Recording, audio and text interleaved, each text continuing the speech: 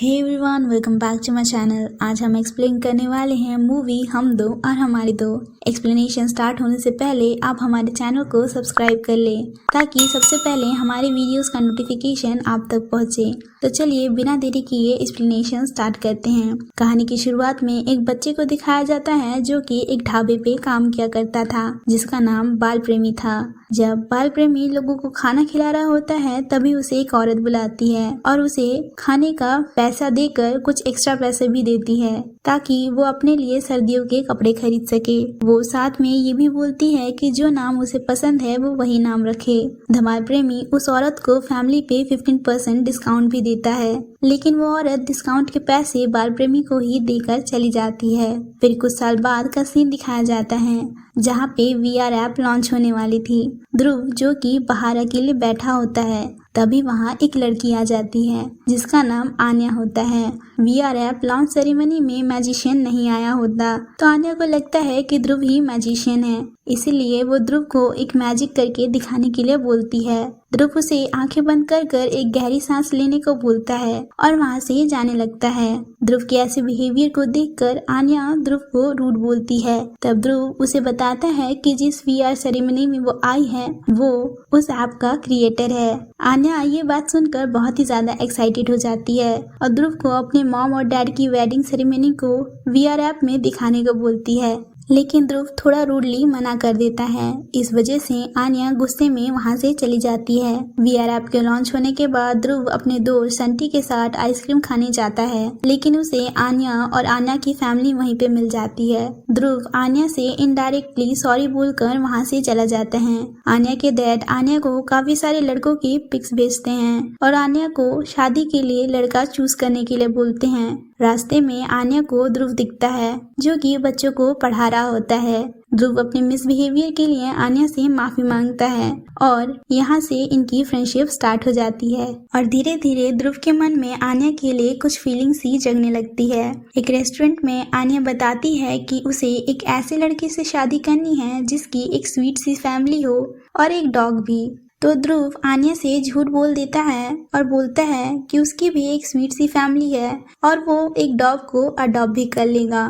फिर ध्रुव और आन्या गुरुद्वारे में पूजा करने जाते हैं और यहाँ रिवील होता है कि जिनके साथ आन्या रहती है वो उसके मॉम डैड नहीं है, बल्कि वो उसके अंकल और आंटी हैं। आन्या बताती है कि जब वो 7 साल की थी तब एक फायर एक्सीडेंट में उसके पेरेंट्स की डेथ हो गई। ध्रुव को ये सुनकर बहुत ही ज्यादा बुरा लगता है और वो खुद को आन्या से रिलेट कर पाता है। ध्रुव अपने दोस्त संटी को बताता है कि वो आन्या से बहुत ज्यादा प्यार करता है, इसीलिए संटी उसी टाइम ध्रुव के फोन से आन्या को कॉल करके ध्रुव को अपने प्यार का इजहार करने को बोलता है। लेकिन जब ध्रुव आन्या से बात करता है तो उसे पता चलता है कि आन्या को लड़के वाले देखने आ रहे हैं और ये बात सुन के तो बेचारे का दिल ही टूट जाता है। अगले दिन जब आन्या को लड़के वाले देखने आने वाले होते हैं उसी टाइम ही ध्रुव और शंटी आन्या के घर आ जाते हैं। शंटी पेट दर्द का बहाना मारकर आन्या के अंकल जो कि डॉक्टर हैं उनके साथ घर के अंदर चला जाता है और इसी बहाने ध्रुव आन्या की खिड़की के पास ही एक VR किट रखकर चला जाता है। रात को आन्या VR किट के वीडियो को देख रही होती है जो कि उसके मॉम और डैड की वेडिंग वीडियो होती है। उसी वीडियो में ध्रुव आन्या को मैरिज के लिए प्रपोज कर देता है। अगली सुबह जब ध्रुव बच्चों को पढ़ा रहा होता है तो आन्या वहां आकर ध्रुव के मैरिज प्रपोजल को एक्सेप्ट कर लेती है और ध्रुव को उसके अपने पेरेंट्स से मिलवाने को बोलती है ताकि शादी की बात आगे बढ़ सके।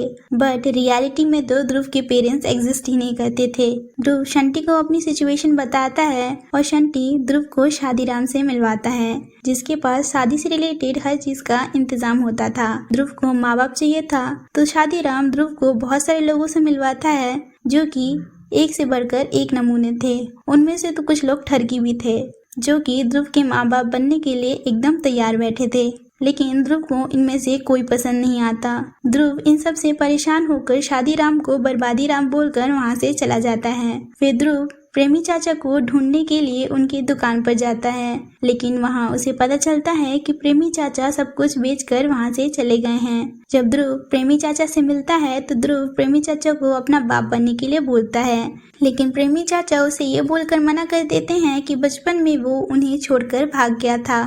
शंटी को प्रेमी चाचा के घर में एक लड़की की फोटो दिखती है, जिसे शंटी उठाकर प्रेमी चाचा को उनकी बेटी बोल देता है। ये सुनकर प्रेमी चाचा तो आग बबूला ही हो जाते हैं और दोनों को घर से धक्के मार के निकाल देते हैं। पास में ही बैठा एक बूढ़ा आदमी उन्हें बताता है कि ये फोटो वाली लड़की उनकी बेटी नहीं बल्कि उनका पहला और आखिरी प्यार थी। फिर क्या था, दोनों उस लड़की यानी कि दीप्ति की तलाश में निकल जाते हैं। ध्रुव दीप्ति से मिलने के बाद उन्हें अपनी सारी सिचुएशन बताता है।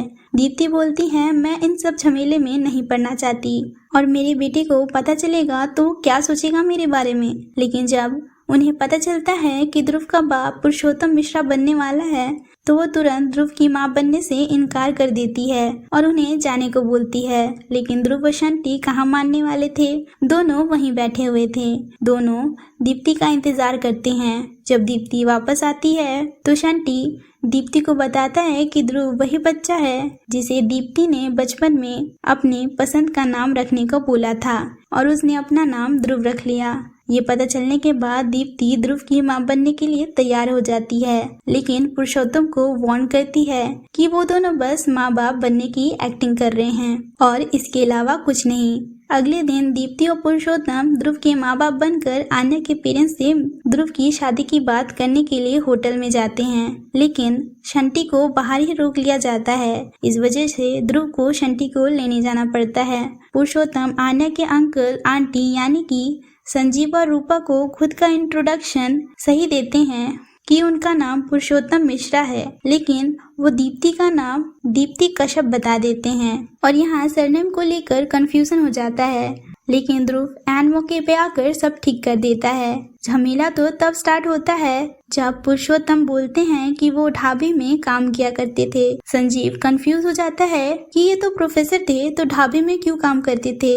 यहाँ ध्रुव जैसे तैसे कर बात को संभालते हुए बताता है वो ढाबे की बात नहीं कर रहे हैं, वो कैंटीन की बात कर रहे हैं। वो कैंटीन को संभाला करते थे। खाना खाते टाइम पुरुषोत्तम इतना ज्यादा दारू पी लेते हैं कि अपना होशो हवास ही खो देते हैं और नशे में दीप्ति को प्रपोज करने लगते हैं। इस वजह से शादी की बात वहीं रोकनी पड़ती है। ध्रुव को बहुत ज्यादा गुस्सा आता है कि वो क्या करने गया था और क्या हो गया।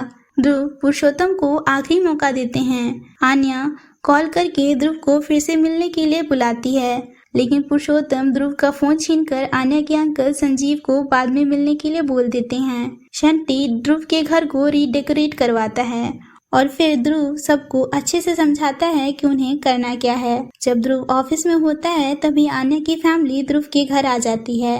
दीप्ति जल्दी से कॉल कर ध्रुव को घर बुलाती है। घर में खाना खाने के बाद संजीव जब पुरुषोत्तम से टूथपिक मांगते हैं तो पुरुषोत्तम उन्हें कॉपर वायर लाके दे देता है। आन्या दीप्ति से पूछती है कि उनकी शादी कैसे हुई थी, तो दीप्ति बताती है कि दीप्ति के पेरेंट्स लव मैरिज के खिलाफ थे, लेकिन उसने और पुरुषोत्तम ने भागकर शादी करने का सोचा पर वो पकड़े गए। बाद में उनके घर वाले मान गए और उनकी शादी हो गई। और यहाँ पुरुषोत्तम का मुंह बंद ही नहीं हो रहा था। इसी वजह से दीप्ति घबराने लगती है। ध्रुव जल्दी करके घर पहुंचता है तो देखता है कि आन्या की फैमिली जा रही है, लेकिन आन्या की सिस्टर कनिका बताती है कि रात को आन्या यहीं रुकेगी और आन्या के फीडबैक पे डिसाइड होगा कि शादी होगी या नहीं। रात को पुरुषोत्तम ध्रुव को बताता है कि दीप्ति को आज भी वो दिन याद है और बोलता है जब दीप्ति हमारे बारे में बता रही थी तो उसकी आंखें नम हो गई थी। ध्रुव बोलता है दीप्ति बस एक अच्छी एक्टिंग कर रही है।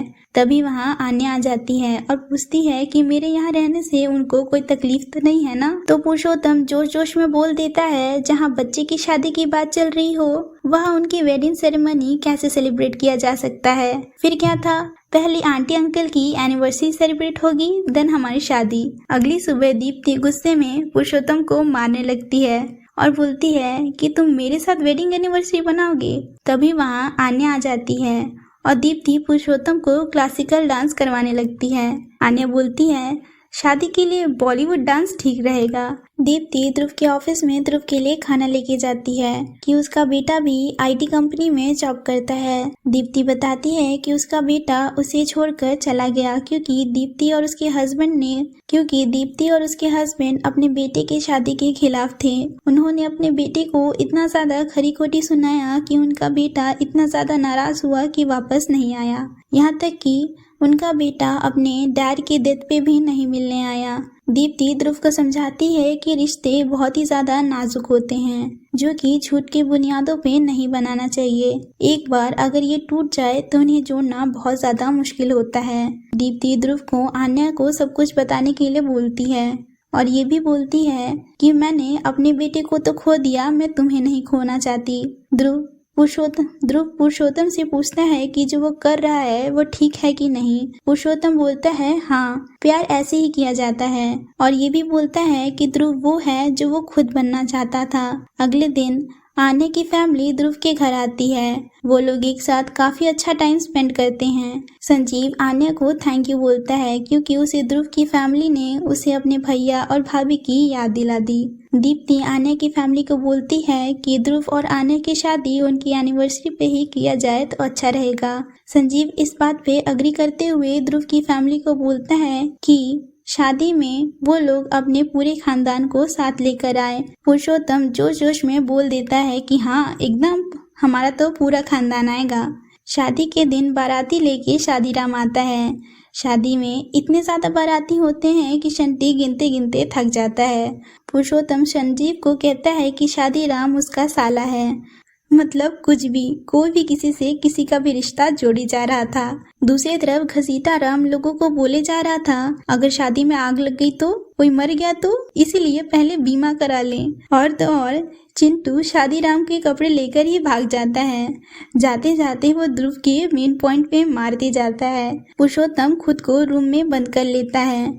दीप्ति बोलती है कि उनके डांस परफॉर्मेंस की बारी आने वाली है। पुरुषोत्तम दीप्ति को बोलता है कि मैं कमजोर हूँ, मैं तुम्हें रेलवे स्टेशन पे अकेला ही छोड़कर भाग गया था। दीप्ति पुरुषोत्तम को बताती है कि उसे अभी तक सारी बातें याद हैं और उसने अभी भी पुरुषोत्तम की फोटो को संभाल कर रखा है। इतना सुनने के बाद पुरुषोत्तम दरवाजा खोलता है और दीप्ति बोलती है कि पहले हम साथ नहीं थे पर अब हम साथ हैं और हमारे पास फैमिली भी है, इसीलिए उन्हें साथ में एंजॉय करना चाहिए। जब सब लोग डांस कर रहे होते हैं तब चिंटू माइक लेकर भाग जाता है। शादीराम पुरुषोत्तम और दीप्ति को बोलता है कि उसे पता है कि वो दोनों ध्रुव के असली माँ बाप नहीं हैं। तभी वहाँ चिंटू आ जाता है और उसके हाथों से माइक वहीं गिर जाता है। माइक के गिरने की वजह से पुरुषोत्तम की सारी बातें सबको सुनाई दी जाती हैं और सबको पता चल जाता है कि पुरुषोत्तम और दीप्ति ध्रुव के असली माँ बाप नहीं हैं। पुरुषोत्तम और दीप्ति स्टेज पे आकर डांस करने लगते हैं तो संजीव सब कुछ रोक देता है और ध्रुव को बहुत कुछ सुनाता है। संजीव ध्रुव के पेरेंट्स को फ्रॉड बोलता है। इतना सुनने के बाद ध्रुव सबको सब कुछ बता देता है कि वो ऑर्फनेज से है और उसने अकेले ही अपने दम पे मुकाम हासिल किया है और उसे हक है कि वो अपने पेरेंट्स को चूज कर सके। आन्या ध्रुव से बोलती है कि उसने उसे झूठ बोला है और उसे ऐसा नहीं करना चाहिए था और शादी वहीं छोड़कर वहां से चली जाती है। फिर कुछ दिनों बाद का सीन दिखाया जाता है। ध्रुव के पेरेंट्स आन्या की फैमिली से माफी मांगने चाहते हैं तो उन्हें पता चलता है कि आन्या की शादी किसी और से होने वाली है। आन्या के पेरेंट्स दीप्ति और पुरुषोत्तम को आन्या की शादी का इनविटेशन कार्ड भी देते हैं। ध्रुव गुस्सा करता है कि आन्या की फैमिली को कोई हक नहीं है कि वो लोग हमारी बेइज्जती कर सके और ध्रुव ये भी बोलता है कि वो लोग आन्या की शादी पे जरूर जाएंगे। आन्या फोन पे न्यूज पढ़ती है कि ध्रुव बहुत ही बड़ा आदमी बन गया है और इसके पीछे उसकी फैमिली का हाथ है। आन्या को पता चलता है कि ध्रुव की फैमिली उनके घर पे आई थी तो संजीव बोलता है कि क्या ही फर्क पड़ता है, वैसे भी वो ध्रुव की फैमिली नहीं है। तो कनिका संजीव से बोलती है आप ही बता दो फैमिली किसे कहते हैं, बस एक सरनेम होना चाहिए। अगर यही मायने रखता तो आप अपनी बहन से क्यों लड़ते हो। ये बात सुनकर संजीव गुस्से में वहाँ से चला जाता है। कनिका आन्या को समझाती है कि तुझे सेम सरनेम वाला सुपरफिशियल फैमिली चाहिए या वो फैमिली जो कि ध्रुव ने तेरे लिए बनाया है। फिर आन्या संकेत के साथ ध्रुव से मिलने जाती है और ध्रुव को बोलती है कि तुमने मेरे लिए कितना कुछ किया और अब मेरी इस गधे से शादी हो रही है तो तुम कुछ नहीं करोगे।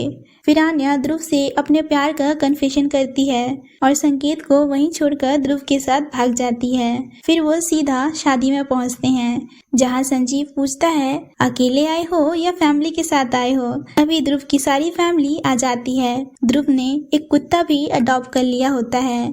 फिर एक शादी की फोटो खींचती है और इसी के साथ हमारा मूवी खत्म हो जाता है।